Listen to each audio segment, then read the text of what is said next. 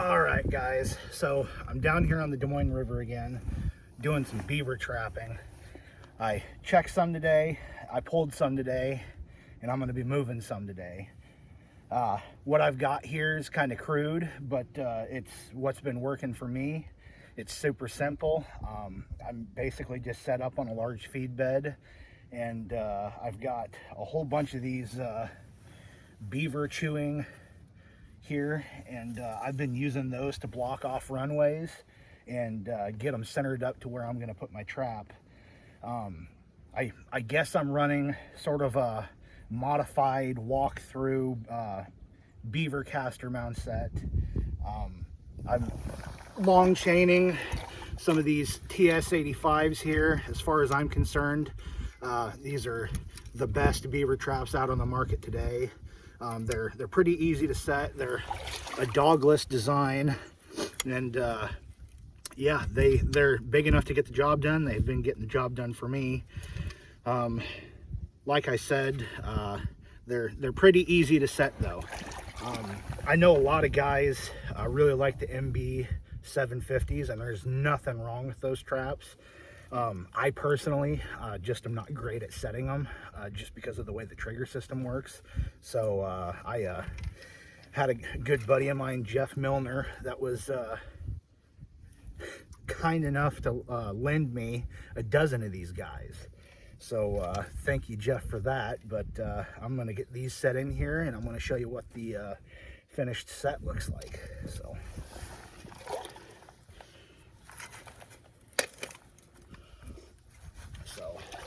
some guys like to run high pans.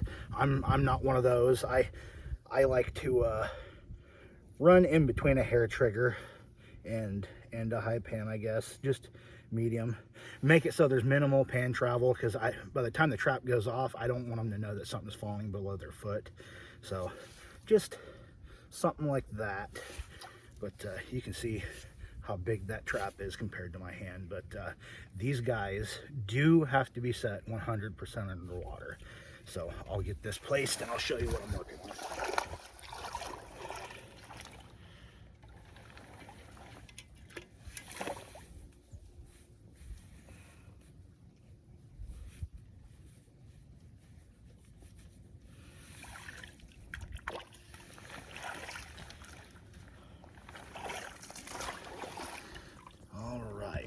Wet hands here, I'll see if I can get this going for you.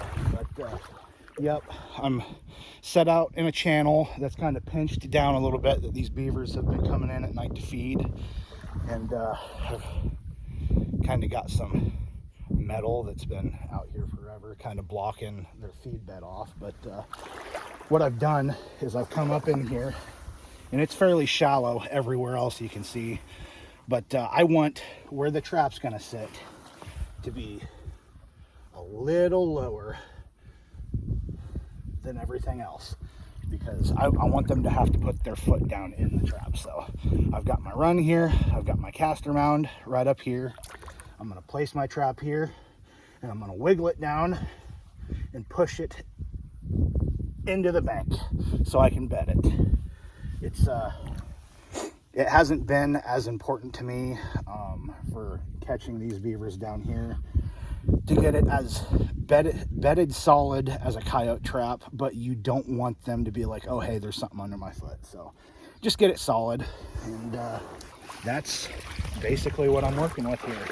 So got the run right here, caster mounds up there, and I want that beaver to be coming along here like he just has been. You can see all the chewings and stuff. But I want him to come through here, and I want him to place his foot right on top of that trap when he's coming up here to the caster mound. But yeah, it's pretty simple and pretty complicated at the same time. But I'm not the greatest beaver trapper out there, but I've been having a little bit of success. So this one, you'll be able to see a little bit more of what I'm talking about. So I have taken my boot and scraped out a little channel here. I've got sticks blocking it off here, there, and I've got my caster mound up here. But you can see the traps right here, and they They swim up from deep water here, smell that castor there, and they step right in that trap. So that's my beaver set making video, I guess. So hope it helps people who are starting out, or just people that wanted to know how I wanted to do, or how I'm doing things. So thank you guys. Good luck.